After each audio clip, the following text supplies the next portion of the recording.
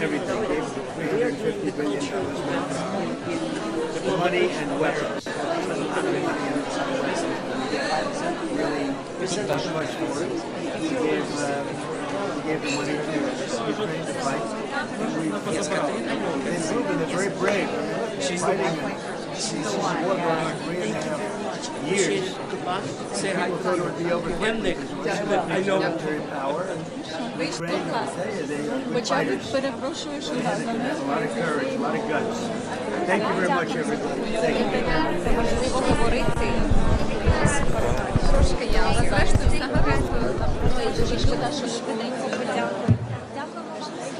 І мене змогли думку включити вже, бо мені вже записки приносили. Тому що президент чекає. Так що я дуже прошу.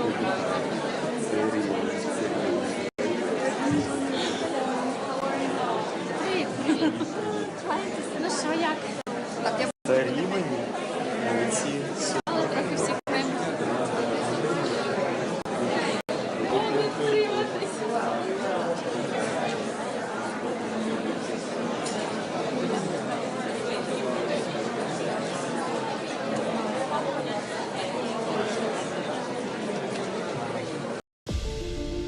In today's complex operating environment, filled with geopolitical uncertainty, increasing competitive pressure, and regulatory demands, corporate leaders face an urgent need to streamline business execution and enhance performance. To achieve this, executives are demanding the Office of the CFO to transform from a historical record keeper into a pivotal force of strategic decision-making and business agility. I think this order will apply to Enter OneStream, our unified AI-enabled extensible software platform that redefines the role of the CFO. OneStream's unified data model integrates both financial and operational data from systems across the entire enterprise, enabling the creation of a single source of truth that can revolutionize planning and reporting processes. This unique combination empowers CFOs to provide corporate leaders a comprehensive, dynamic, and predictive view of the entire enterprise, giving them the control, visibility, and the agility to proactively steer business strategy and daily operations. Today, over 1,400 customers, including more than 15% of the Fortune 500, trust OneStream to elevate their financial operations. You're expecting it. Approximately 1,500 people. Six commutations. We're looking at different things.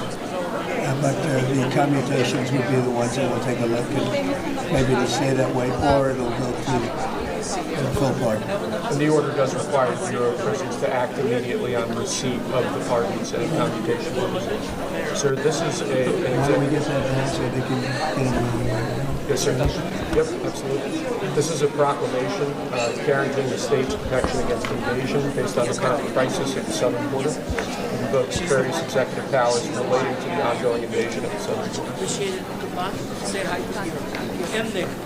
I know. Хоча б перепрошую, що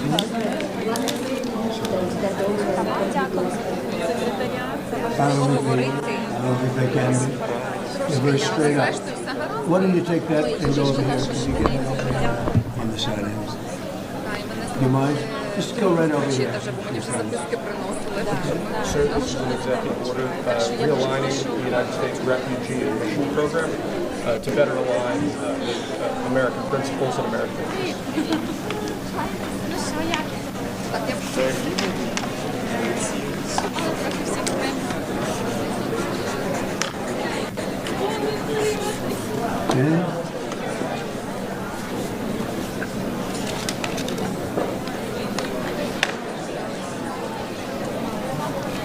Sir, this next executive order. It started with this, but that's It's changed about protecting America from foreign a lot. terrorists and other national And the need security is and growing. public safety threats. So we created Again, this the crisis to open new order, pathways like beyond this that, implicates and other this executive powers as well. and this. And we're just getting started to ensure they have the skills to change this. Because here, we make things for what's next. Cartels are now being seen as foreign terror organizations. Now. Would you think about ordering U.S. Special Forces into Mexico to take it out? Could happen. Stranger things have happened. And that was Dear actually, colleagues, the next meeting is about to start. Please respect the other meeting, respect the schedule. Thank you very much. Well, we're going to see Venezuela. We're looking at Venezuela very strong. It's a country I know very well, for a lot of reasons, and well, it was a great country 20 years ago, and now it's a mess. Sir, can we expect ICE raids starting tomorrow in major cities? What does that mean? Can we expect ICE raids? Dear in colleagues, major cities? excuse I don't me, wanna but the say next when, meeting is but it's starting going in to happen. 5 minutes. Has Please to happen. left out We're the not going to have a country left. this is actually an executive order designating the cartels and other organizations to be foreign terrorist organizations. It's a big one. Yes, sir. People have wanted to do this for years. So they are now designated as terrorist organizations, foreign. And Mexico probably doesn't want that. But we have to do what's right. They're killing our people. They're killing 250, 300,000 American people a year. Not 100, like has been reported for 15 years. It's probably 300,000. This is an executive. Anywhere you'll have to ask them. Sir, this is an executive order entitled Protecting the American People Against Invasion, which again deals with the southern border and the unprecedented admission of illegal aliens across the southern border.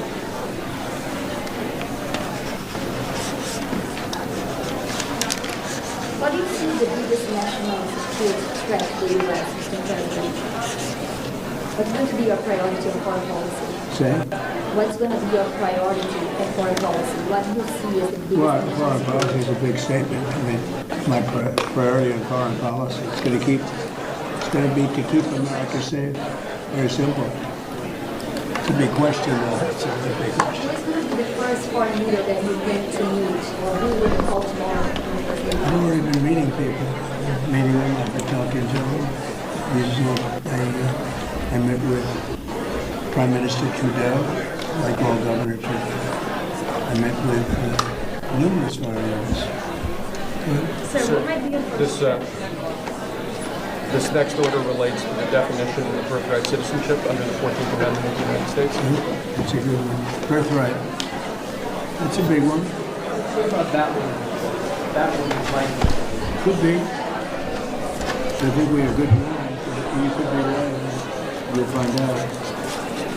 It's ridiculous. We're the only country in the world that does this with birthright, as you know. And it's just absolutely ridiculous. But, you know, we'll see. We think it may have very good ground. People have wanted to do this for decades. So this is a proclamation declaring a national emergency at the southern border of the United States. That's a big one. A lot of big ones, huh? You know what that means, huh? President Trump, did President Biden leave you a letter? He may have. Right? Don't they leave it on the desk? I don't know. Oh, What's in there? thank you, Peter. It could have been years before we got this. Thank you. Can you read that on the outside? Maybe we should all read it together. Let's read it. Well, maybe I'll read it first and then we'll make that determination.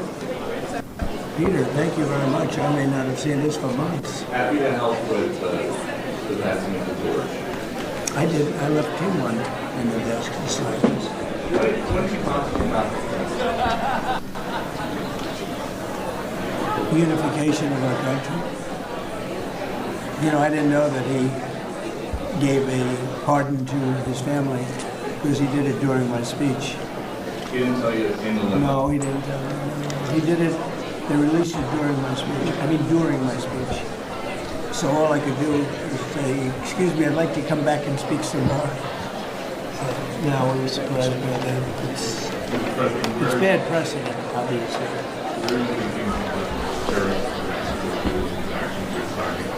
Well, we're thinking in terms of 25% on Mexico and Canada because they're allowing vast numbers of people. Canada's a very bad abuser, so vast numbers of people to come in and fentanyl to come in. I think February 1st. I think we'll do it separately. 25% on both. Sir, on each. This is an executive order taking a large number of executive actions to secure our southern border. Yeah. Sounds reasonable. President Trump, we remember 4 years ago, Barack Obama had told you the top threat to the country was going to be North Korea. Did Joe Biden tell you what you think the top threat to the country is? No. I think we have a lot of them. Right now, I think we have a lot. I think North Korea turned out to be good. I was very friendly with him. He liked me. I liked him. We got along very well.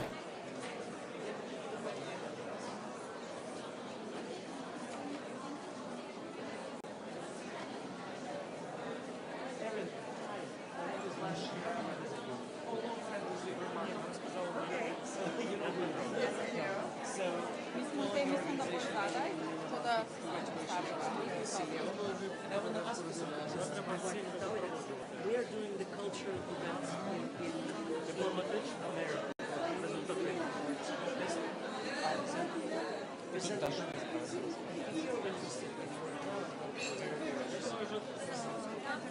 Yes, Catherine, I know. Yes, she's the one. She's the one, yeah. Thank you very much. Appreciate it. Good luck. Say hi to Kira. And Nick. I know. Вийшло класно. Хоча б перепрошую, що за нервою, за цим. Дякую за допомогу секретаря. Це важливо говорити. Трошки я. Але зрештою все гаразд.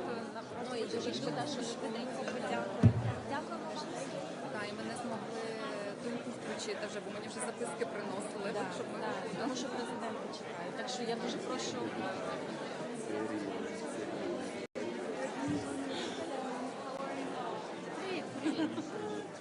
Ну що, як? Та рівень, молодці. Трохи всіх приймуть.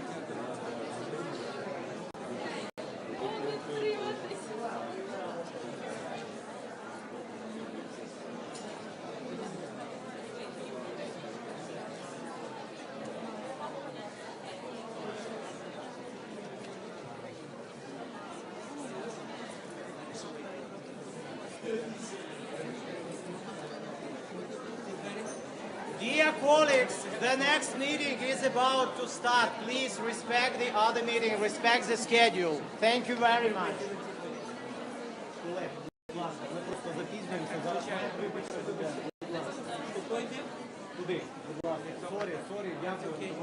Так, потім Жені поздороваюсь на батьків.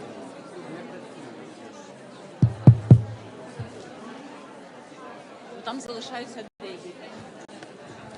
Dear colleagues, excuse me, but the next meeting is start in 5 minutes. Please left out the room.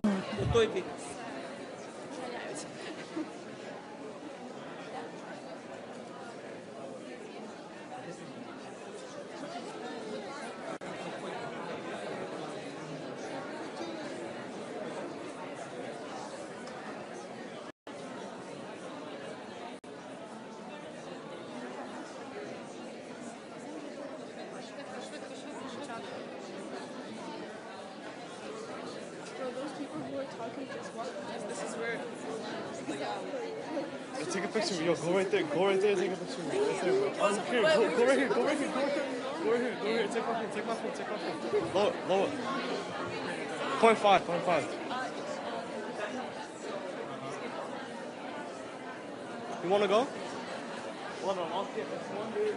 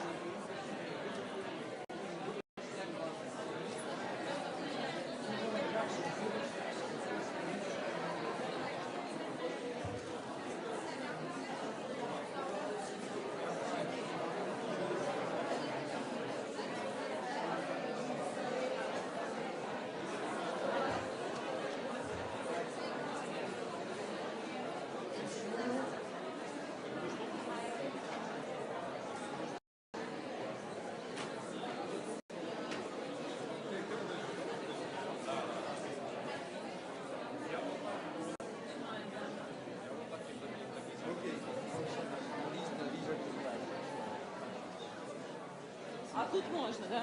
Ні.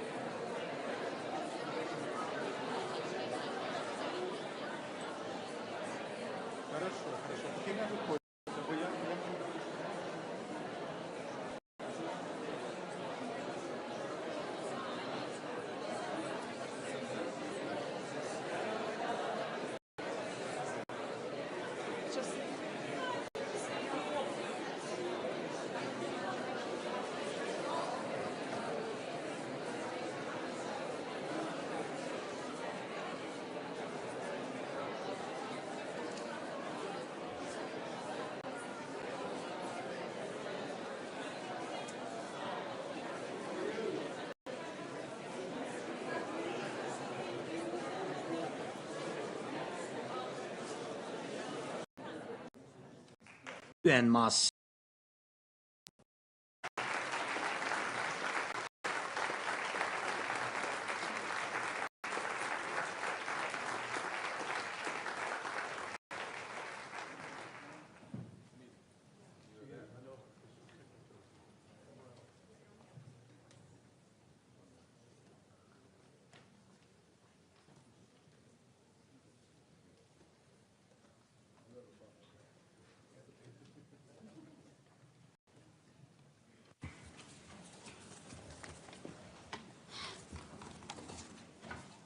Your Majesties, Excellencies, distinguished delegates, my name is Bob Ray. I'm the Canadian Permanent Representative, and it is my very great pleasure to welcome you to this high-level meeting, Restoring Childhood and Humanity, Advancing Peace in Ukraine through the Return of Ukrainian Children.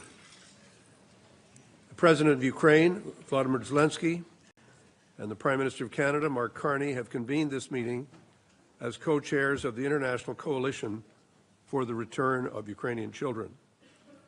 This meeting is an opportunity for all of us, members of this coalition, and for other guests to exchange and explore the very specific ways that we can work to returning Ukrainian children and restoring their rights, their safety, and their dignity. I now have the honor to turn to His Excellency Volodymyr Zelenskiy, the President of Ukraine, for some opening remarks. Mr. President, you have the floor.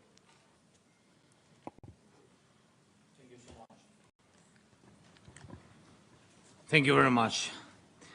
Dear friends, dear Mark, Prime Minister of Canada, Madam First Lady of Canada, Olena, all the leaders, all the representatives, Excellencies, our friends, Your Majesties, thank you for bringing the coalition for the return of children to the level of leaders' work.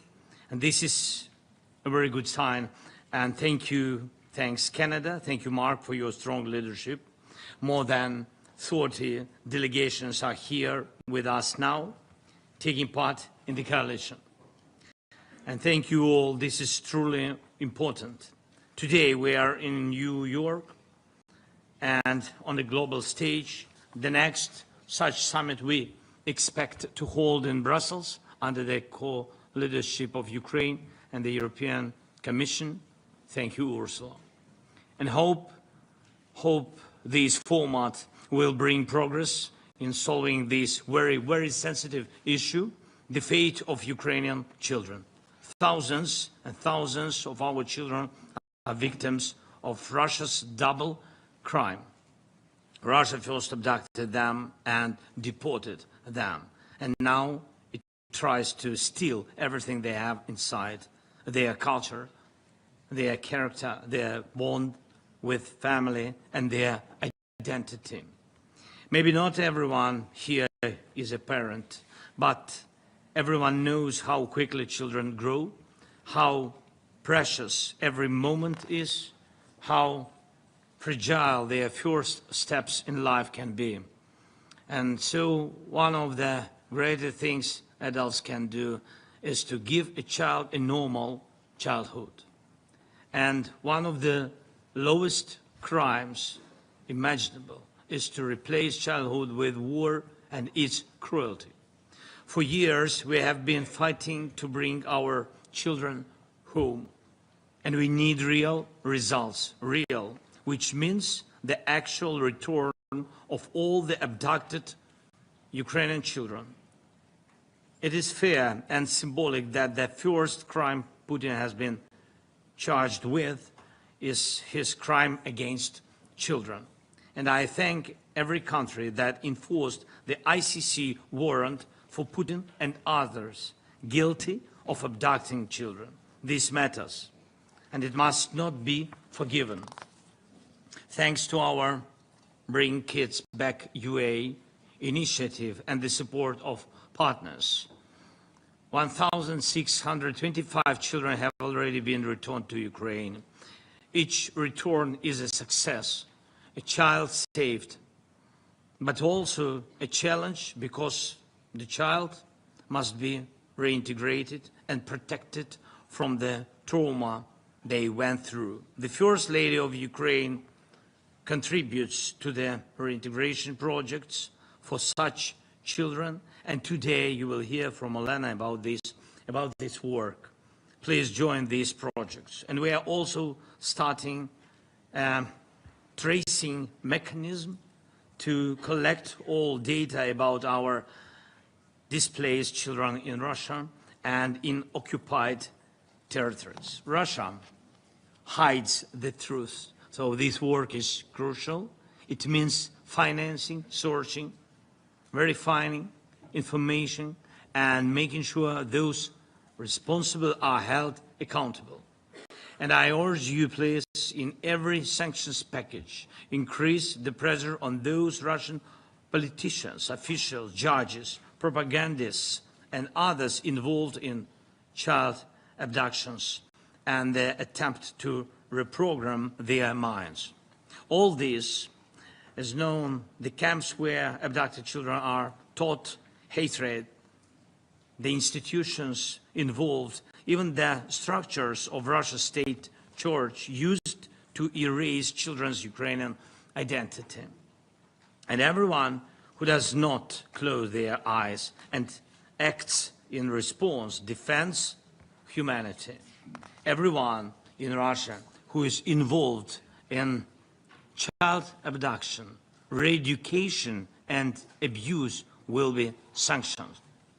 Sanctions packages are never easy, but adding those guilty of crimes against children makes this work stronger and gives it moral force.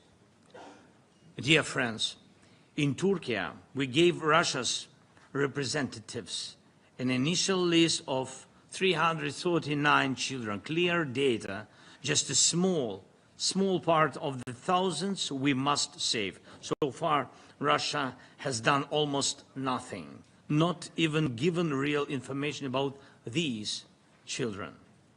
They refuse to give real information, neither to us nor to international organizations. Please, let the result of this coalition meeting be support of initiatives to find, return, and reintegrate our children, and real pressure on Russia through sanctions. We must turn attention into action. We need your support and support of partners in the General Assembly. And this year we'll introduce a resolution condemning the abduction and deportation of children. Forcibly taking children from one nation and trying to re-educate them for the benefit of another is an obvious crime. The UN must say this clearly once again. So the crime must be stopped, the felons must be held accountable, Ukrainian children must be brought home. Thank you to all the countries standing with us, with our families, with Ukrainians, with our Ukrainian children. Slava Ukraini. Thank you.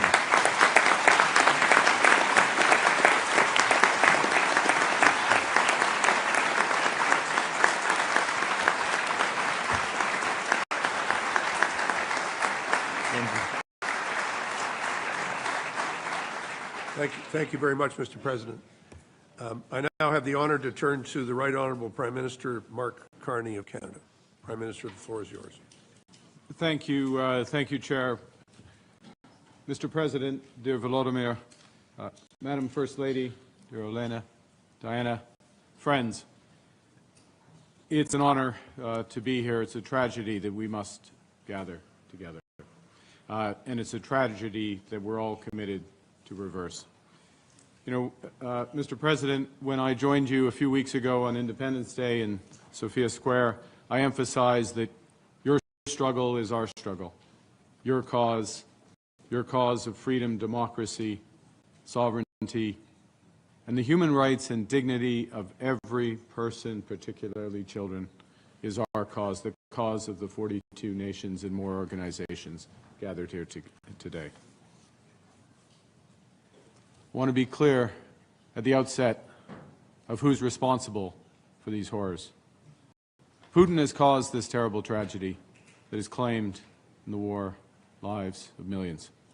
He menaces the skies of Ukraine, threatens the cities, destroys the field. Putin has stolen Ukrainian children. Thousands of children have been abducted by Russia. Russia has repeatedly targeted the most vulnerable groups of children, including orphans, children with disabilities, children from poor families. Russian soldiers have entered classrooms and forcibly rounded up children, taking them to Russian schools and orphanages. To lose a child is every parent's nightmare. For the people of Ukraine, it's a horrifying reality. Après avoir bombardé une ville, They bombed cities and children in Ukraine. They bombed Mariupol. Russian soldiers announced evacuations and brought civilians and children to occupied cities occupied by Russia. Office has reported on these tactics, the tactics including to indoctrinate Ukrainian children. Children are being falsely labeled with Russian citizenship and passports. A decree to fast-track citizenship, the citizenship process for abducted children has been signed by Putin himself. In the Russian school system, abducted Ukrainian children are exposed to war propaganda and given military patriotic training. Secondary schools are required to send lists of students aged 18 or older for conscription in the Russian armed forces. Each of these inhumane acts are violations of international law. And the 42 members of the International Coalition for the Return of Ukrainian Children are united in our mission. We're committed to the safe return of Ukrainian children, that this must be part of any negotiated settlement. As you mentioned, Mr. President, the coalition has provided Russia and Turkey with an initial list of 339 children to be brought home today. But this is just the beginning. There are thousands more children who've been illegally abducted, who've endured these horrors, who must return home. And as co-chair, Canada will intensify our work with Ukraine, with our European partners and the United States to secure the immediate unconditional return of Ukrainian children. We're investing millions in a HALAS system to support the use of AI in locating and identifying Ukrainian children who've been unlawfully deported. We welcome the recent powerful appeal to President Putin by the First Lady of the United States to consider the plight of children in ending this war. You know, decades ago, a U.S. president led a peace effort with Russia through nuclear disarmament and adopted the slogan, Reagan adopted the slogan, trust but verify. It couldn't be more different, Vladimir Putin and Mikhail Gorbachev. When peace comes, we can't trust but verify. We must deter and fortify. We must start to drive that peace with the sanctions you mentioned. Canada has sanctioned over 300 enablers of the Russian regime, over 3,000 individuals. We stand ready to reinforce those sanctions further with our European partners. And I welcome the President of the United States' call today, repeated today, for secondary sanctions on Russia. Russia must be deterred, I'll finish with this, from ever thinking that they can threaten Ukraine's or Europe's freedom again.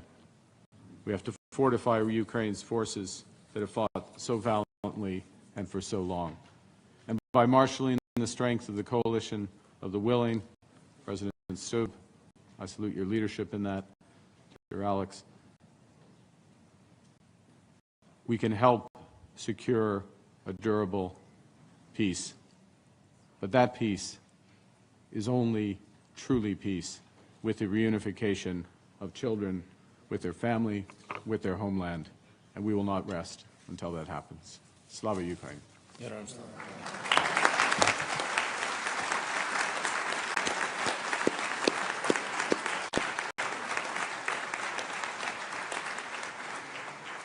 Thank you, Prime Minister. And now, it's my great honor to introduce two special guests to share some words.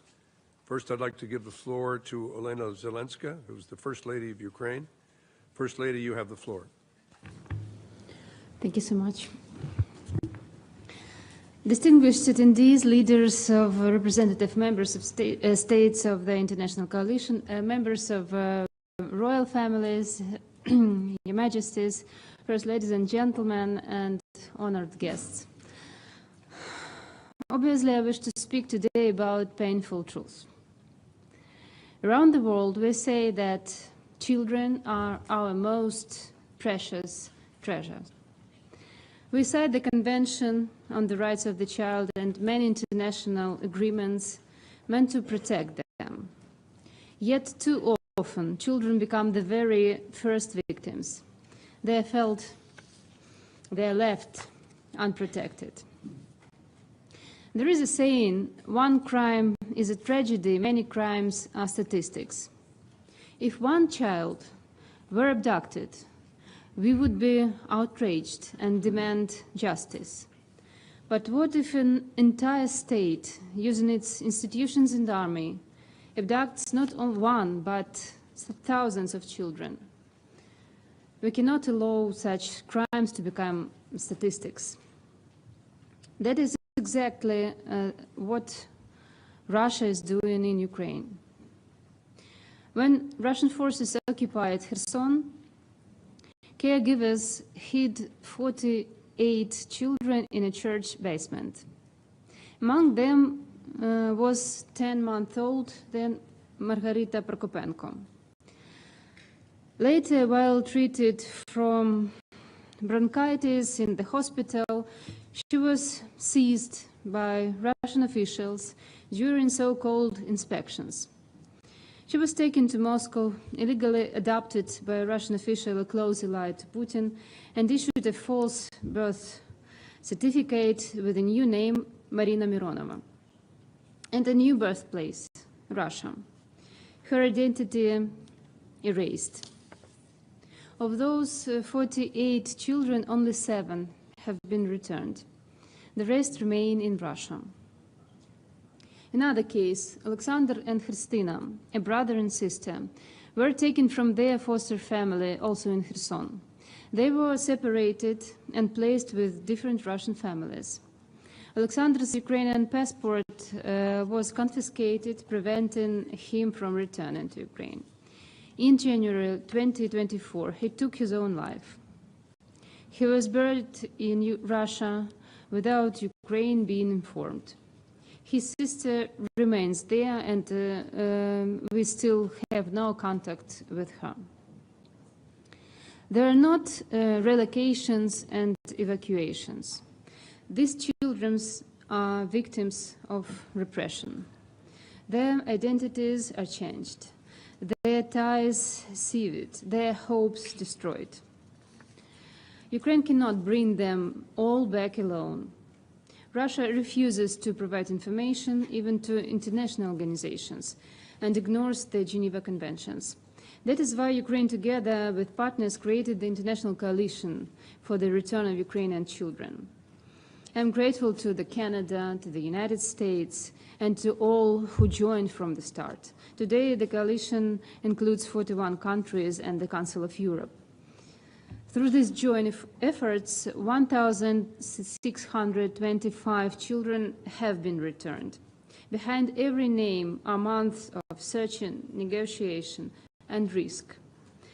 But at this place, it would take 50 years to return them all, an entire lifetime, and these children cannot wait a lifetime. That is why the world that gives us hope is together. To avoid spending an entire lifetime and the lives of children, we need the whole international community and political influence. This is precisely what the presidents of our countries are working on. So what can we do, the first ladies, gentlemen, and civil society representatives, again together? We can help these children reclaim their childhood and rebuild their lives. Many return without homes, parents, or security. Most suffer psychological trauma and require support. That is why my colleagues and I are working in these three areas. The first area is family and shelter. It is crucial for a child to return to their biological family or find a new foster family. And through the Room for Childhood project, my foundation, for example, builds homes for foster families, provides transport, and ensures humanitarian aid so children can grow up in warmth and care. The second point is reintegration and healing. We organize psychological rehabilitation camps, cultural and educational exchanges, provide psychological assistance, giving children the chance to feel safe, to smile, and to dream again. Independent living. Many abducted as children are now young adults without homes or families. Ukraine is creating social apartments and supported housing for them to help them study, work, and build new lives through several state projects. Once more, distinguished guests, returning Ukrainian children is not a political matter. It is a test of our humanity. It is a humanitarian call. When it comes to humanity, neutrality is impossible, I'm sure. I urge you to join us. Every country, every institution, every family can be part of this process, helping children to come home and to feel at home. I dream of the day when you can meet these children in their families, in their communities.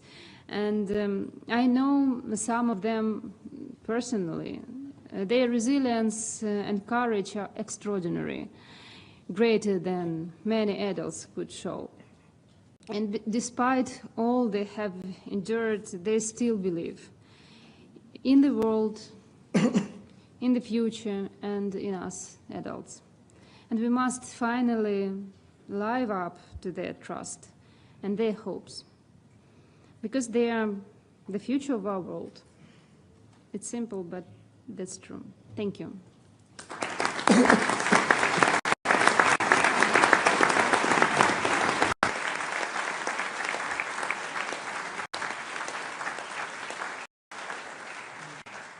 I'd like to thank the First Lady very much and now turn to Diana Fox Carney, who is the spouse of the Prime Minister of Canada.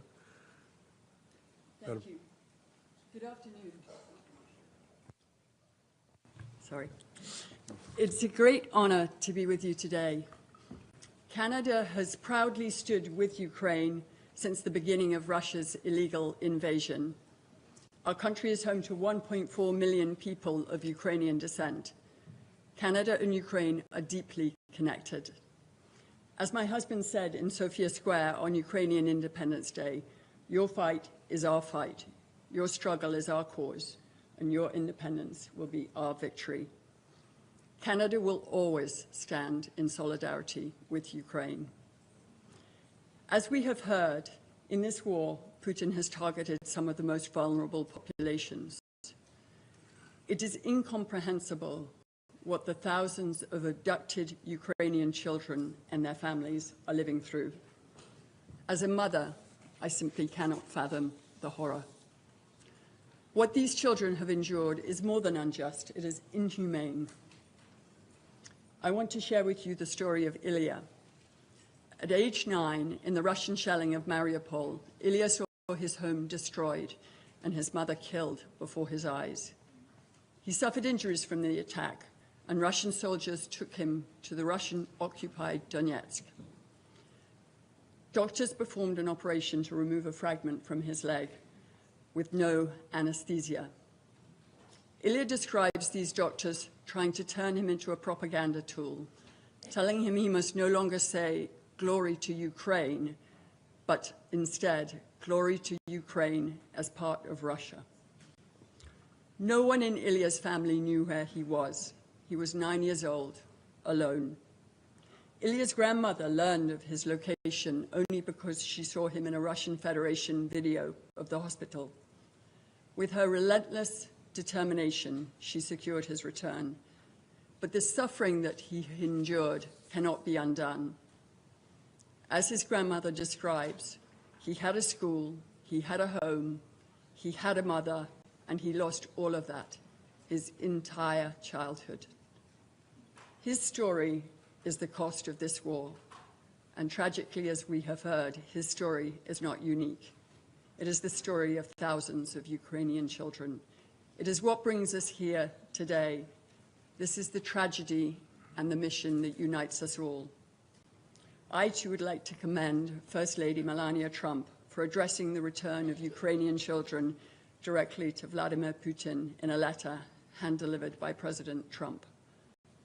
Putin must understand that we know of his barbaric campaign of abducting children to indoctrinate them, forcing them into Russian schools where they must undergo military training, subjecting them to war propaganda, and attempting to erase their Ukrainian identity by forcing them to take Russian citizenship. They are not Russians. They are proud Ukrainian children, children who must be reunited with their families. For Canada, true peace requires security guarantees for Ukraine, and there is no peace without the return of these children. We will never erase the pain they have faced, but we can bring them home. Together with our allies, Canada will never relent from this mission until it is complete. Thank you. Merci.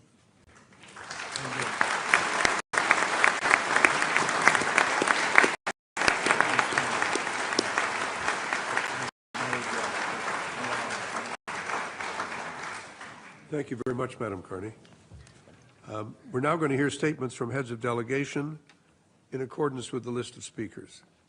Now, this is when I ceased being popular in presenting the President, my Prime Minister, and the First Ladies. And now I have to play the bit of a heavy and say that it's 2 minutes. And a light will start to flash when the minutes are up. So we will not be preventing people from speaking at all. We're trying to bring as many people in as possible. And in order to move things along, I'm going to stop talking. You will see a red light flash on your microphone. We really are overwhelmed by the number of people who've asked to speak. And as we always do at the United Nations, we have a limited amount of time. So I now give the floor to the representative of the Kingdom of Belgium, Queen Mathilde, the Queen of the Belgians. Your Majesty, you have the floor.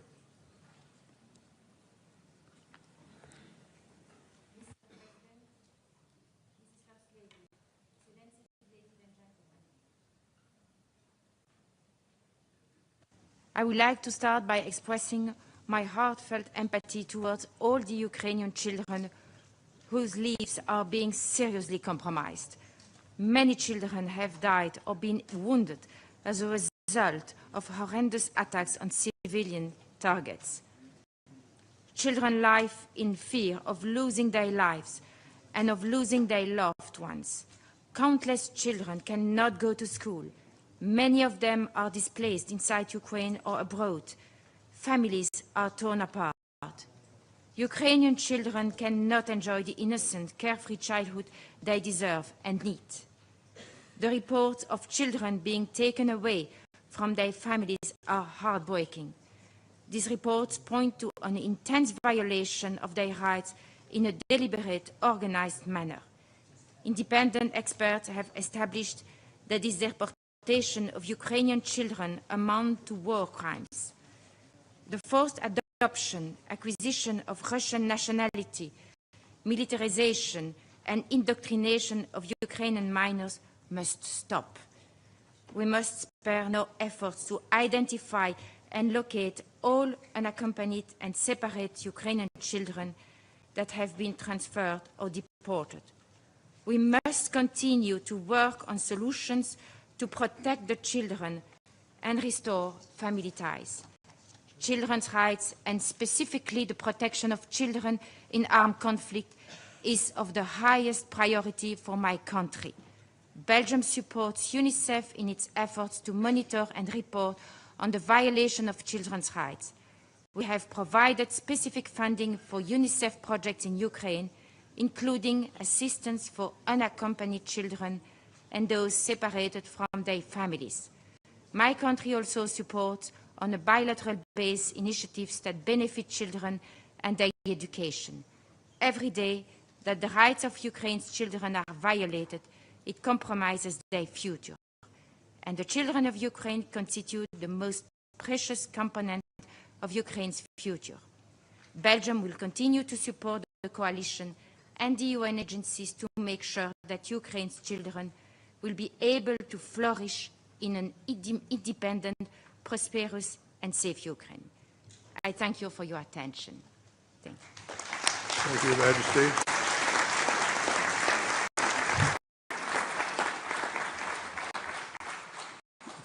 I would now thank you, Your Majesty. I now give the floor to the representative of the Republic of Latvia, Edgars Rinkēvičs, the President of the Republic.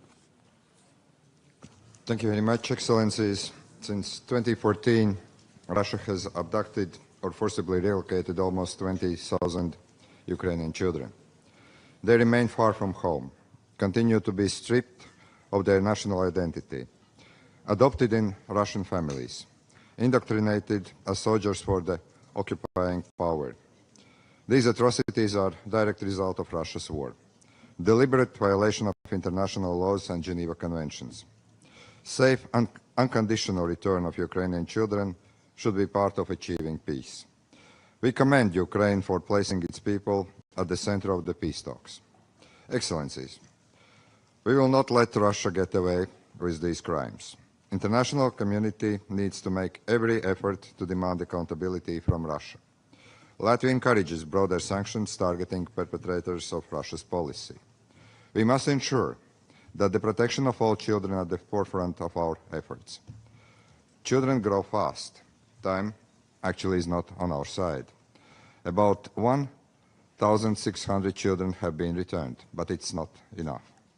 We need to continue to pressure Russia to share the lists of children and their locations, give access to the International Committee of the Red Cross and human rights monitors. We will do everything in our power to return and to protect Ukrainian children. Latvia is ready to work together with Ukraine and other partners within the initiative to provide safe pathways home for Ukrainians returning home, especially deported children. We will continue to raise international awareness, working together with international organizations and non-governmental sector. We will be tireless in this endeavor until the last child is back to his or her loved ones. Thank you very much. Thank you very much, Mr. President.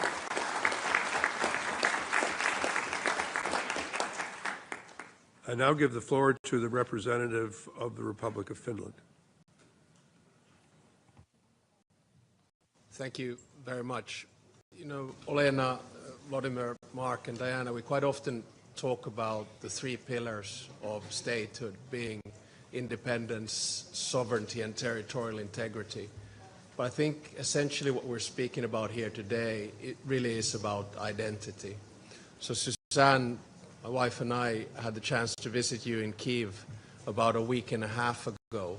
And during that visit, I had a chance to meet an organization called the Voices of Children. And of course, when we look at war, there are elements of it that are brutal, vulgar, and unethical. But the kidnapping of children, I think, goes beyond all of that.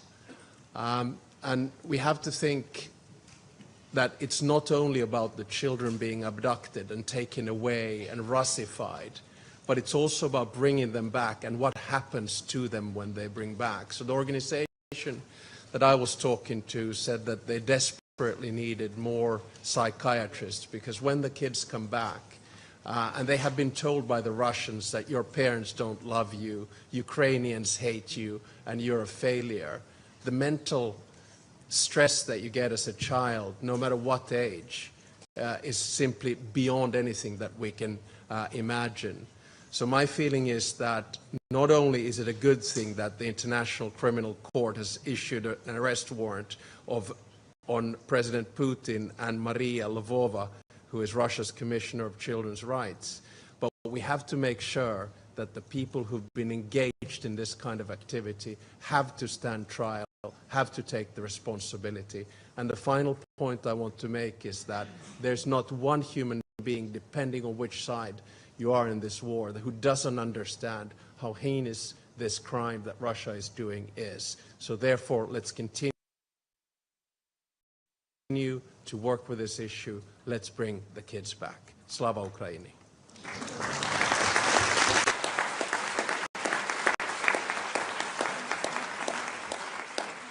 I want to express my appreciation to President Stubb. I now give the floor to the representative of the Czech Republic, President Pavel. Thank you. Dear Volodymyr, Olena, dear Mark and Diana, thank you for the opportunity to address you on this really important issue. As a member of UN Human Rights Council, Czech Republic emphasized the immense and unjustified suffering of civilians in this war, especially under Russian occupation, a regime that denies people their right to choose their own future. Czechia condemns the deportation of children from Ukrainian regions under temporary Russian occupation as a grave violation of human rights. We strongly condemn the militarization and indoctrination of Ukrainian children and young people under Russian occupation. We see these crimes clearly and we do not look away. Those responsible must be brought to justice. We have been actively raising this issue in international fora since the beginning of the war. We believe that sustained international pressure and public awareness are essential to ending this abhorrent practice. Czechia is also providing financial support to several Ukrainian non-governmental organizations working actively on human rights abuses in the occupied territories, including the situation of forcibly displaced Ukrainian children.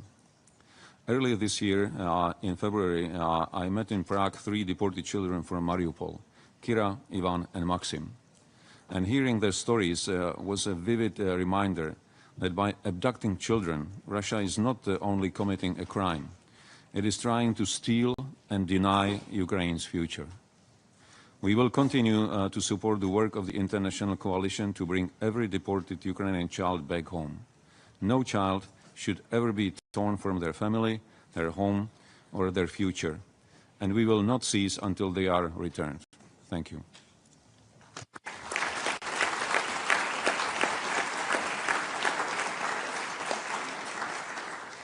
Give our thanks to President Pavel, and I'll give the floor to the Prime Minister of Norway in recognizing the extraordinary work that Norway has done as co-chair of the working group on the release of prisoners and deported persons. Mr. Prime Minister, you have the floor. Thank you, Ambassador. Thank you, dear Mark and Volodymyr, for convening us today.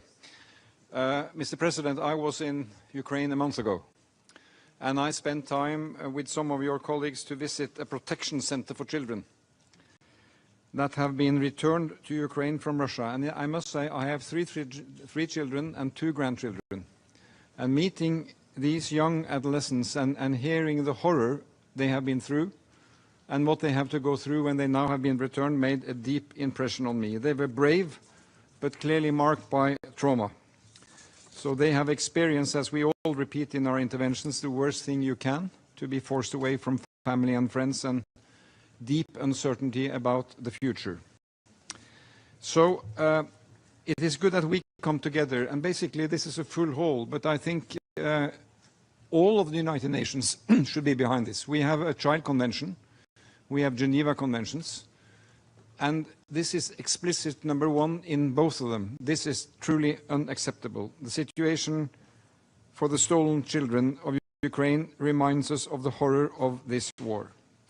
So the plight of the children is at the heart of any credible path to peace, and it was a part of your formula, Mr. President. I salute Canada for its systematic work and also the NGOs and the civil society that is backing up this. No one wants peace more than the Ukrainians, and no one deserves peace more than the children of Ukraine.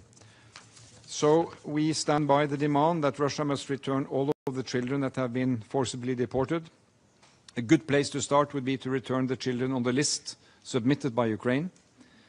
So if Russia has any intention of showing good faith, and it remains to be seen, this is a place to start. So I will simply conclude by saying that Norway is a committed friend of Ukraine. We stand with you. We have about 100,000 Ukrainians living in Norway. We are looking after them. They are looking after us. They are good people. We support the office of the ombudsperson, and we work closely with UNICEF inside Ukraine. And the key priority is to ensure that return and reintegration is done in a safe and orderly way, because the reintegration is a complex task, we know.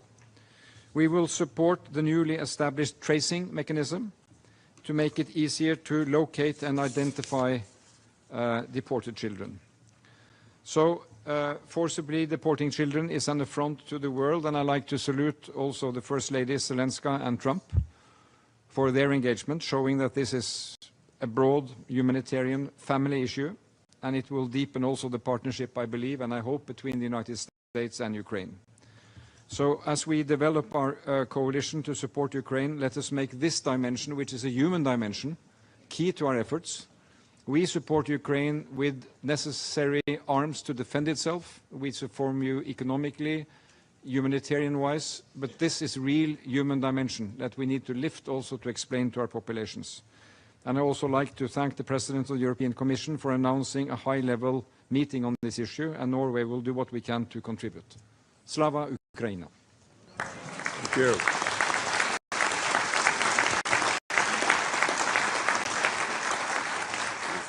Thank you. I thank Prime Minister Sture, and I also want to give the floor now to the representative of the Republic of Austria, who is the Federal Chancellor of the Republic. Mr. Strucker, yes. Distinguished co-chairs of the International Coalition of the Return of Ukrainian Children, President Zelensky, Prime Minister Carney, First Ladies, Excellencies. First of all, thank you for hosting this important meeting. Let me make one thing very clear from the outset. Austria supports a comprehensive, just and lasting peace for Ukraine based on the United Nations Charter and international law. Russia's unprovoked and unjustified war of aggression has caused 3 years of terrible destruction, deep suffering and great despair. Millions have been displaced, and nearly 100,000 Ukrainians forced to flee have found refuge in Austria, among them many children. Austria remains one of the main contributors of humanitarian and financial aid to Ukraine and is committed to continuing support for Ukraine and its neighboring states. As a member of the International Coalition for the Return of Ukrainian Children, Austria stands in solidarity with Ukrainian children. In addition, Austria works directly with the Bring Kids Back initiative, reinforcing our own mediation efforts to return children to Ukraine and their families. We call for the immediate release of all children who were taken from their families by force. This is a grave breach of international law and a violation of their human rights, safety and dignity. We must continue to work together to reunite these children with their families and communities in the Ukraine. Their return is not only a moral obligation, it is integral to achieve a lasting peace. President Zelensky, you can count on Austria to stand by international law, the Charter of the United Nations, and with Ukraine. Thank you. Thank you, Mr. Chancellor. It's now my pleasure to give the floor to the representative of Iceland, who is the Prime Minister.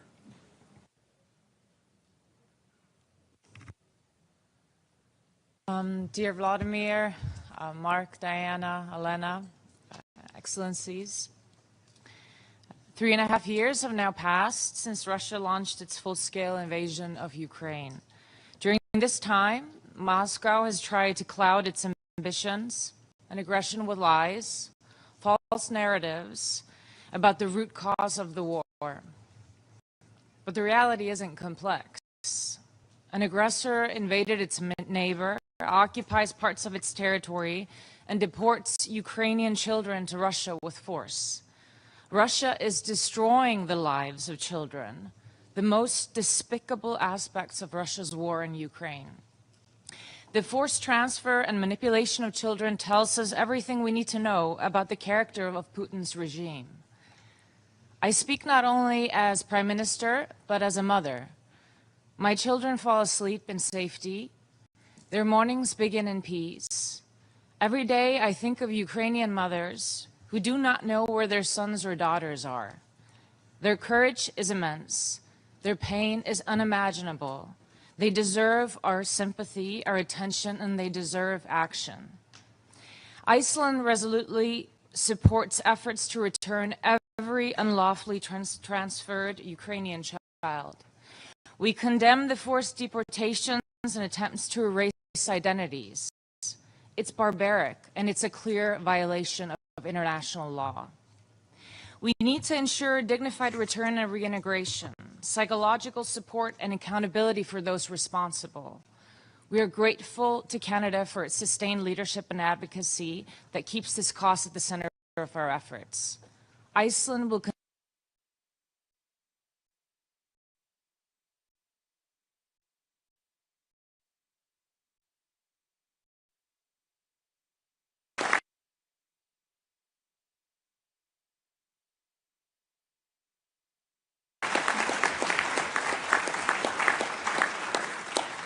Prime Minister, thank you so much. It's now my pleasure to give the floor to the representative of the Republic of Ireland. Mr. Martin, you have the floor.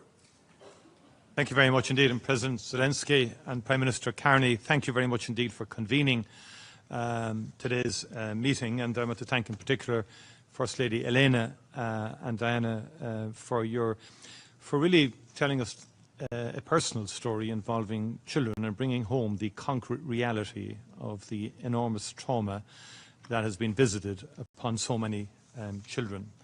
And that trauma and that psychological damage is something that the coalition will really have to develop plans to deal with. And getting children back physically is obviously the primary objective, but we've got to ensure that we have multidisciplinary capacities and resources to enable those children to re-participate in life again and to access education in particular. It was John F. Kennedy, great Irish-American president, who said that the children are the world's most valuable resource and its best hope for the future.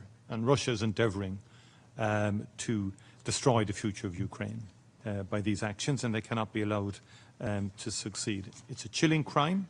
There has to be accountability. It is about stealing identity and denial of childhood itself. And we all have to be unequivocal that the forcible transfer of civilians, including children, amounts to a war crime, against humanity. And the International Criminal Court's decision in 2023 to issue arrest warrants for President Putin and his Children's Commissioner are particularly welcome and have to be followed through in terms of accountability. And we need the return of all forcibly transferred persons. Ireland is a determined member of the International Coalition for the Return of Ukrainian Children and will do whatever we can to support the return, rehabilitation and integration in line with the Coalition's key principles. Ireland is also honoured to host thousands and thousands of Ukrainian families since the outset of the war that have chosen to find safe refuge in Ireland. And they are very, very welcome among us, and they are ambassadors for your country. We will keep them safe until they can return. We will continue to work with you to raise our voice and add it to yours, Mr. President, for the safe return of all Ukrainian children. Thank you.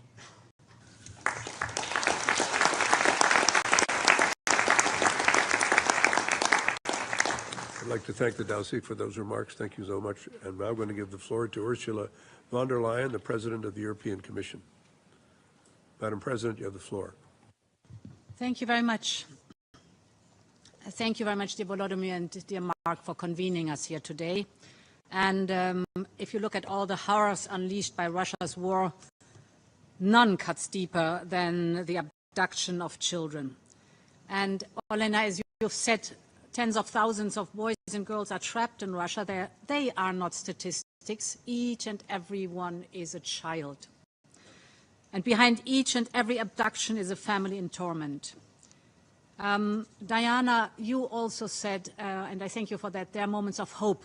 You described the story of Ilya, and there are other stories, so we can do something. And I want to take my time to focus on where we can support. We will not rest until Ukraine's children are home, but I know that the needs at home are also enormous. So, Volodymyr and Olena, that's why I'm delighted to announce today that we are ready to make available some 200 million euros for the provision of school meals. You told me how important that is, and I'm happy to support here.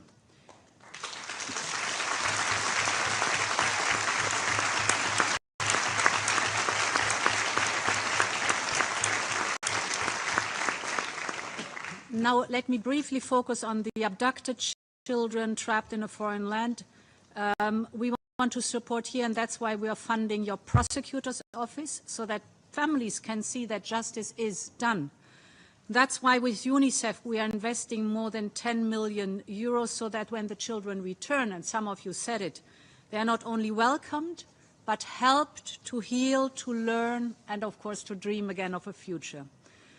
And that's why we have sanctioned more than 50 individuals complicit in these crimes, and more will follow. But this fight is not Ukraine's alone. It requires the world's resolve to maximize pressure on Russia. And this is why the European Union is joining the International Coalition of the Return of Ukrainian Children.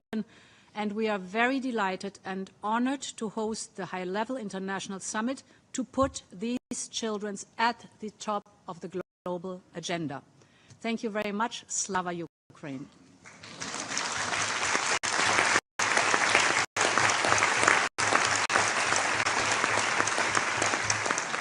I'd like to thank the President of the European Union. Ladies and gentlemen, I've been advised that our two principals have to leave, and we want to express our great appreciation to them both for being with us.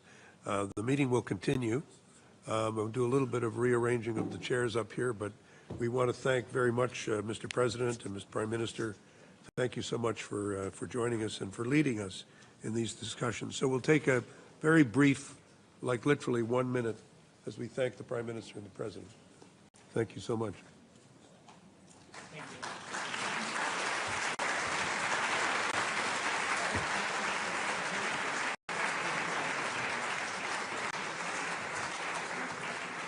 Can we move into the middle?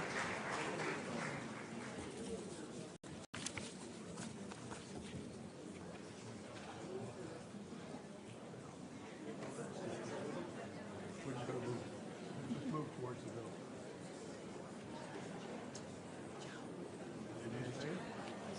Good.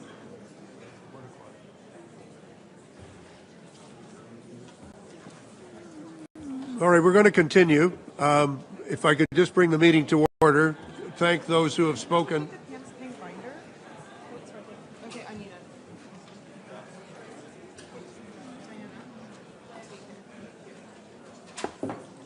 If I could just call the meeting to order, we still have a number of speakers, and I'd really like to give them all an opportunity to speak. So if we could please continue. Having thanked the President of the European Union, it's now my pleasure to give the floor to the representative of the Republic of Bulgaria. Prime Minister Zelenskiy, you have the floor, please. Thank you, Mr. Chair. Dear Madam Carney, Bulgaria remains deeply concerned about the continuing systematic violations of human rights in the temporarily occupied territories. Civilians, especially children, are among the most affected. Russia must be held fully accountable for waging a full-scale war of aggression against Ukraine. We strongly condemn the forced displacement and deportation of Ukrainian children to the Russian Federation. We call for the immediate and unconditional return of all deported children. Their protection must be a non-negotiable priority. The return of children must be treated not as a bargaining chip, but as a non-negotiable pillar of any peace process. Bulgaria calls for full and unhindered access for international human rights monitors, including the Office of the UN High Commissioner for Human Rights and the International Committee of the Red Cross to all affected areas, including so-called filtration camps, an institution in Russia where Ukrainian children are being held. Accountability for all violations may be ensured. The use of filtration camps, forced deportations, coercive adoption procedures and attempts to impose Russian citizenship on Ukrainian children undermine human dignity, violate the Fourth Geneva Convention, and must cease immediately. Our guiding point is to assert that the full, safe and dignified return of all Ukrainian children is not merely a humanitarian goal. It is a milestone and precondition for any future peace agreement. Let us be clear. Restoring childhood is restoring humanity. Returning these children is not just an act of compassion, it is an act of justice, and justice is the foundation upon which true peace must be built. Thank you. Thank you very much, Prime Minister. I now give the floor to the representative of the Principality of Andorra, the Prime Minister, Zamora. Thank you very much, Excellencies, ladies and gentlemen. Since the outbreak of the war, the position of my country of Andorra has been clear. We stand with Ukraine. We strongly condemn Russia's aggression against Ukraine. The illegal deportation and forcible transfer of Ukrainian children during this ongoing war constitutes a serious human rights violation. For this reason, the Andorran government has decided to join the coalition for the return of Ukrainian children, a decision which I would like to reconfirm today. Furthermore, my government supports the objectives of the Bring Kids Back Ukraine initiative. During Andorran's chairmanship of the Councils of Europe Rapporteur Group on Social and Health Questions, the consultation group on children was established and held its first meeting in 2023. The group's objective is to discuss effective ways to protect the rights of the million of Ukrainian children who have been forced to flee their homeland since the start of Russia's war of aggression and now reside in Council of Europe member states and Russia. Moreover, we propose utilizing specific United Nations mechanisms to protect children affected by armed conflict. To this end, I would like to invite you to support the Office of the Special Representative of the Secretary General for Children and Armed Conflict and to join the Proof It Matters campaign. Tomorrow, my country will host a side event to reaffirm our commitment to children's rights. It is of paramount importance to ensure the protection of children's rights and freedoms in the context of this armed aggression in full compliance with international law and the Charter of the United Nations. Thank you for your attention. Thank you, Prime Minister. I'd like to thank the Prime Minister. I now give the floor to the First Lady of Lithuania and thank her so much for joining us today.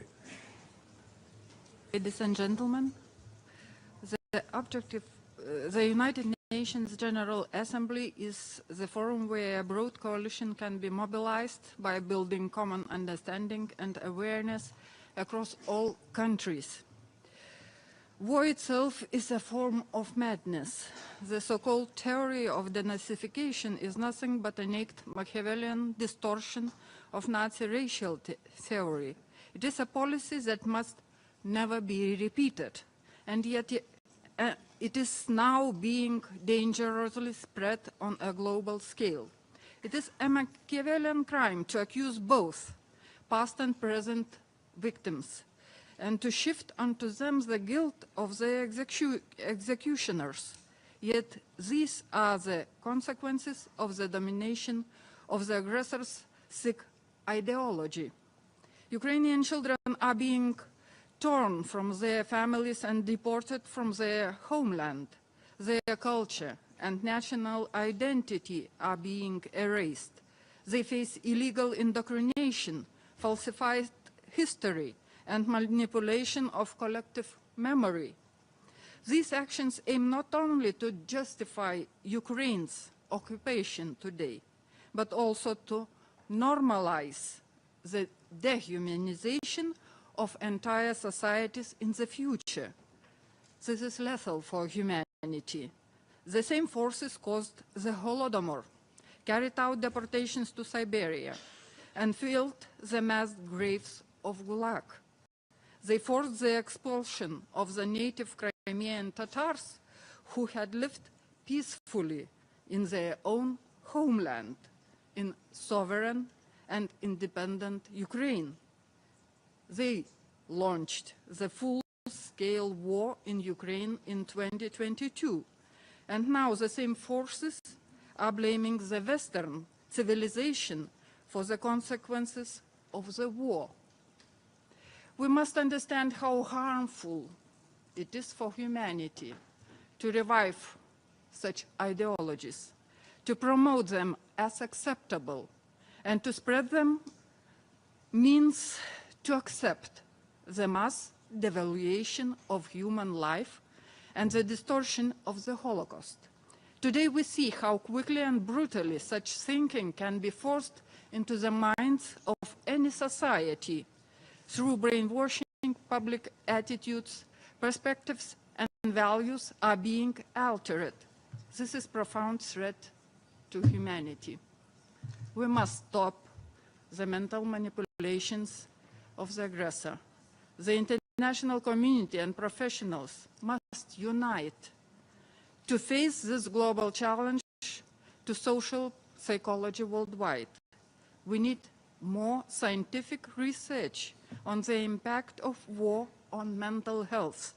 Mental health support is needed not only for Ukrainians, but also for all post-war societies. We need more effective practical tools to provide real support for families suffering from war and post-war emotional wounds. Lithuania is already committed and will continue its support for Ukraine in the field of children's mental health and psychological rehabilitation, not only with words, but with actions too. We are working with mental health specialists at the Ukrainian Center in Vilnius. Experts are providing psychological help and self-help methodologies for children of war veterans and refugees. Lithuanian universities are cooperating with Ukrainian universities on research into mental health issues and psychosocial rehabilitation of children. The challenge of mental health is essential for long-lasting peace in the world. Lithuania calls on the international community to unite, to seek solutions, to strengthen the resilience of our societies in the whole world, for Ukraine, for children, for our common future. Thank you.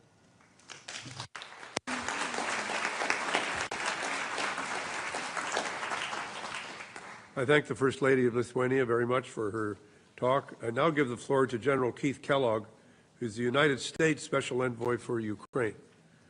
General Kellogg, you have the floor. Thank you, and thanks for all of you being here today. At a recent visit into Kyiv, I visited a children's memorial. In that memorial were those that were lost in the war, but also those that were missing.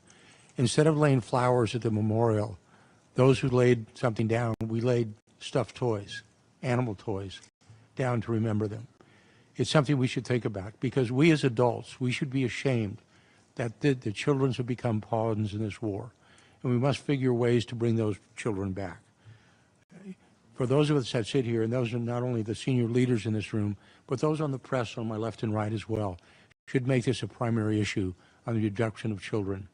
We as parents, and I am as a parent, as a grandparent, are appalled at the fact that children have been made pawns in this war. And briefly, even God knew that. In the New Testament, in Matthew 18:6, he said, "It would be better to have a millstone around your neck than to harm the little ones." We should always remember that. And with that, thank you for being here today. Let us bring these children home. Thank you. General, thank you very much.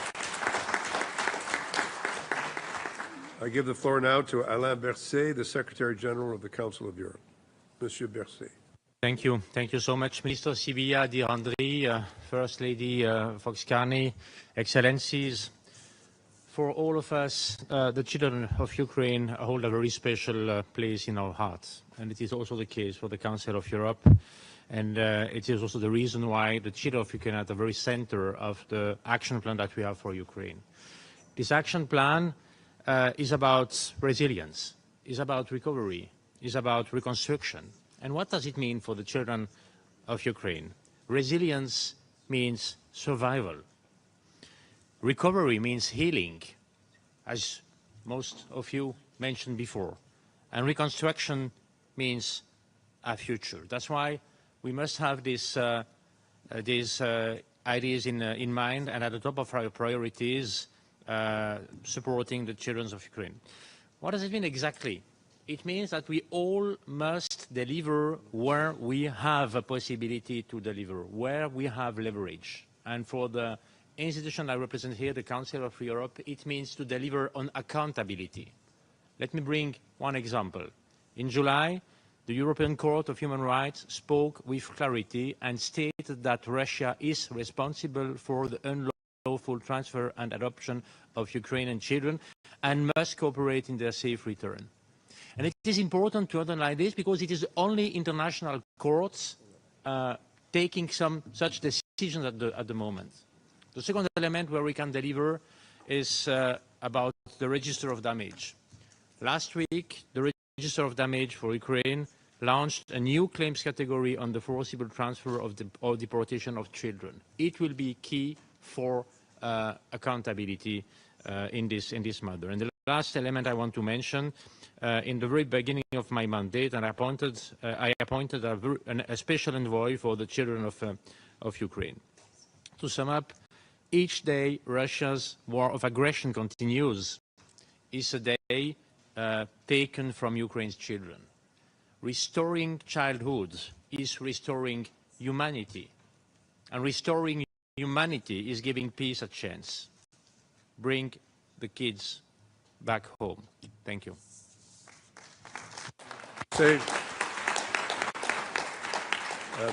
I now give the floor to, thank you, Mr. Berset. I now give the floor to the Prime Minister of the Kingdom of the Netherlands, Mr. Schoof. Thank you. Russia's war of aggression manifests itself not only on the battlefield, but in the daily lives of ordinary people too. The reality of the Ukrainian people are facing is deeply disturbing and traumatizing. Russia's regime has demonstrated a total disregard for the lives of Ukrainians, especially in the territories it temporarily occupies. Shockingly, the most vulnerable in society are specifically targeted by Russia, and I'm talking about children. Russia's deportation campaign, illegal adoption scheme, and aggressive Russification policy represents a clear attempt to control the Ukrainian people, erase their identity, and dictate their future. We all know that time is of the essence. For a child who is separated from the loved ones, every day matters, and the same goes for their parents. We know many families are going to great lengths to recover their lost children. I want to underline my deep sympathy and support for these efforts. We are grateful to Canada and Ukraine for hosting this meeting. It is important to discuss concrete ways to help. The Netherlands has various initiatives in place to support Ukrainian efforts. First, the Netherlands is facilitating a project which uses DNA to establish the family ties of children who were deported by Russia. This DNA analysis sends a clear message to Putin that he cannot erase the identity of these children. We will have irrefutable evidence of their family ties. We are also investing in rehabilitation and mental health support for children returning from their ordeal. It is important to ensure they receive the care, stability and guidance needed to heal, reintegrate and rebuild their lives. In addition, we are working with partners to ensure that those responsible for these horrifying practices are held to account. We are also putting pressure on Russia to stop the adoptions, including through sanctions. All these joint efforts are part and parcel of unwavering Dutch support for Ukraine, political, military, economic and moral. Our collective message to Russia must be clear. Children must not be used as pawns of war. They are the future of Ukraine and their future belongs to them.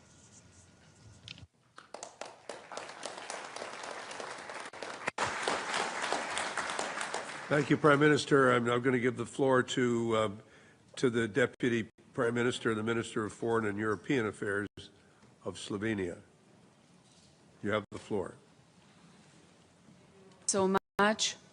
Slovenia condemns abductions and forcible transfers of Ukrainian children to Russia, Belarus and temporarily occupied territories. This is a blatant violation of international humanitarian law and human rights law and constitutes a war crime. In this regard, the ICC has issued arrest warrants for President Putin and Commissioner for Children's Rights Lvova Belova, and this matters, as President Zelensky put it earlier. Russia must end this deplorable and unlawful practice and ensure immediate and safe return of Ukrainian children. Thousands of children have been separated from their homes and families and robbed of education. They have been deprived of a simple childhood. It is concerning to see that grave violations against children in Ukraine continue, even after the Secretary General's annual report clearly noted and quantified them. The number of casualties among children has been rising in recent months, with the youngest victims being babies and toddlers. We are deeply alarmed by the reports of illegal adoptions, enlistments and indoctrination of Ukrainian children and youth, as well as alternations of their personal status. Children should not have become pawns of a war. The issue of abducted Ukrainian children is intrinsically connected to efforts to bring peace to Ukraine, and Russia must provide all necessary information about children and facilitate their return. This would be a concrete confidence-building measure and an opportunity for Russia to demonstrate its willingness for peace. Slovenia will continue to support the activities of the International Coalition for the Return of Ukrainian Children. We will use every opportunity to raise awareness about the issue and support all steps to protect children affected by Russian aggression. In our humanitarian aid for Ukraine, we place a very special emphasis on psychosocial assistance and rehabilitation of children affected by the war, and we will continue and expand such projects. Slovenia supports foster families in Ukraine, as we believe every child deserves a safe and nurturing environment. This year, we will open a foster home for 10 children, and by the end of next year, 2 additional foster homes will be built. And this concrete commitment reflects our dedication to strengthening child protection systems both at home and abroad. So we are furthermore looking into ways to provide additional support, including school meals for children and safe shelter in schools for those most affected already in this year and also next year. Thank you. Thank you very much. I now give the floor to the Deputy Prime Minister and Minister of Foreign Affairs of Italy, Mr. Tajani. Thank you, Chair. Italy is part of this coalition. We believe in this coalition. We are ready for doing more for supporting this coalition. This history of the Ukrainian children is part of the disaster, is part of the violation of the international rules, but it's more than a violation of international rules. It's a crime against humanity. Because when we talk on children, we talk the human rights. For this, we need to be very strong against Russia for this. We need to do more. Italy is ready for doing more. We will continue to work together to increase pressure on Russia. We fully support efforts by the Vatican and other actors that are facilitating the return of Ukrainian children.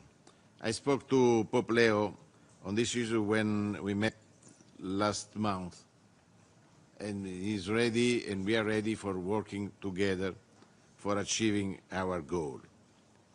The future of Ukrainian children remains a key priority for us.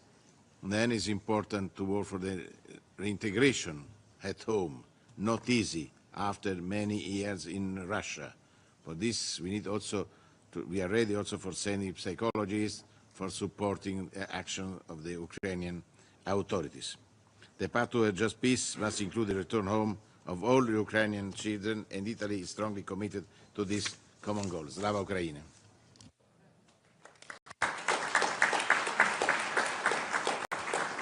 I'm now going to give the floor to the representative of Malta, and after that, I'm afraid I have to be the bearer of bad news. The train is going to leave the station. So after that, I'm going to ask our foreign minister and the foreign minister of Ukraine if they would sum up.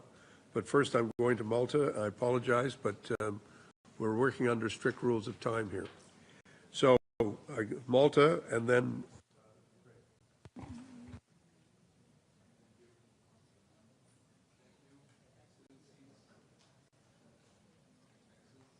Distinguished delegates, Malta thanks the Prime Minister of Canada and the President of Ukraine for convening this important meeting. The plight of Ukrainian children who have been unlawfully transferred and deported to Russia by Russia is one of the gravest consequences of the ongoing aggression. It represents not only a blatant violation of international humanitarian and human rights law, but also a profound humanitarian tragedy that shocks the conscience of international community. The forced transfer of children, their separation from families, the denial of education in their mother tongue, and the systematic erasure of their identity amounts to crimes that can leave scars for generations. These practices are part of a broader pattern of systematic abuses in the temporarily occupied territories, including forced indoctrination and the deliberate attempt to erase culture and heritage. Such actions are indefensible. Children must never be used as instruments of war. Malta reiterates its unwavering support for Ukraine's sovereignty, independence and territorial integrity within its internationally recognized borders. We commend Ukraine's tireless efforts through the Bring Kids Back Ukraine initiative and fully endorse the work of the International Coalition for the Return of Ukrainian Children. As former chair of the Security Council Working Group on Children and Armed Conflict, Malta underlines that the protection of children must remain at the heart of our collective response. The safe return, reintegration and rehabilitation of these children must be a central pillar of that response. This is not only a legal obligation, dear Excellencies, it is a moral imperative. The best interests of the child must guide all our actions. It is essential to ensure accountability for those responsible and to embed the return of these children firmly within the broader pursuit of a just and lasting peace. Malta will continue to support Ukraine in these efforts so that every child can be reunited with their family, regain identity, and live in dignity and security. This is a shared responsibility and our collective commitment to the future. Thank you. Thank you very much, Minister. Thank you. I'm now going to give the floor to the Foreign Minister of Ukraine, Andrei Sapia, and we'll then turn to Anita Anand, who's the Foreign Minister of Canada. Your Majesty, dear Excellencies, distinguished guests, colleagues, friends, it's a great honor for me to deliver concluding remarks on behalf of the President of Ukraine. This is a historic event, and I thank each one of you for your participation. Your presence, statements, and pledges demonstrate unwavering solidarity. Ukrainian children need it more than ever. I am particularly grateful to Canada as co-chair of our coalition for its steadfast support and effective leadership. Today, we once again reaffirm that the fate of Ukrainian children must remain at the forefront of the peace process. The return of our children is not a matter for political bargaining. It is a humanitarian duty, a requirement of international law, and our shared responsibility for the future. What Russia did and is continuing to do with Ukrainian children are not isolated incidents. Deportation, Russification, and indoctrination, the elimination of Ukrainian identity, the militarization of childhood, all this a deliberate policy of the aggressor. These actions carry the features of genocide, and the world cannot close its eyes. The International Criminal Court has already issued arrest warrants for Putin and his Commissioner for Children's Rights. The European Court of Human Rights has recognized the systemic nature of these violations. For 3 years already, the UN Secretary General has placed Russia on the so-called list of shame for grave crimes against children in armed conflict. Yet this is not enough. We must continue to intensify pressure, broaden sanctions, insist on effective monitoring, and secure the return of children. Every child still held by Russia is a verdict to humanity. Today's meeting of our coalition sends yet another signal to the Kremlin. The world is united and resolute in demanding the return of Ukrainian children to their homes. I hope that observers of our coalition will soon join it as full members. Dear friends, my central message today is this: the return of our children is a path to a just peace. For real peace, we need children's rights to be restored and families reunited. Together we shall ensure that every Ukrainian child returns home to their family, to their country, and to their future. Ukraine and Canada will issue a co-chair summary of the meeting reflecting our discussions and listing the pledges. Thank you for your attention. Thank you so much. I now give the floor to Anita Anand, who is the Foreign Minister of Canada. Thank you so much, Ambassador Ray. Dobry den Visim. Good afternoon, everyone. It is an immense honor for me to be here with all of you today on behalf of Prime Minister Carney and with his spouse, Diana Fox Carney. President Zelensky, First Lady Zelenska, Minister Sabiha, my dear friend, the world stands with you. Your fight is our fight, and we cannot allow children to be statistics. L'Ukraine est en première ligne de la lutte pour la liberté et la souveraineté. Comme l'a dit le Premier ministre Carney. As Prime Minister Carney said, your cause, freedom, democracy, sovereignty, is ours as well. Take a moment and summarize some of the points that we have heard today of the thousands and thousands of children who have been kidnapped. Only 1,600 or so have been returned. Ukraine has given Turkey and Russia data about 339 children with no response from Russia to date. There is no one who does not understand the pain and horrendous suffering involved in the crimes that have been committed: brainwashing, kidnapping, stealing identities, all of children who cannot defend themselves and who are unable to understand what is being perpetrated against them. And therefore, all of the United Nations should be behind this, not only the people in this room. So we have to carry this messaging, we have to carry this impetus outside the walls of this room into the broader General Assembly, and I was so pleased to hear that President Zelensky is going to be championing a resolution that we can all get behind this year. Every unlawfully transferred child must be returned, and children cannot be pawns of war. In summary, Canada's steadfast view is that the return of Ukrainian children is one vital step in the broader imperative to ensure that children should never be used as pawns of war. Thank you.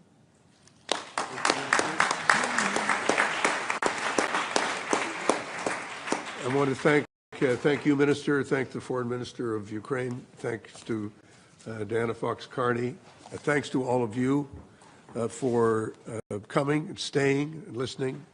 There's work to do on a vital cause. I think we all know we must not forget the children. So thank you all very much for coming. The meeting is adjourned. Thank you.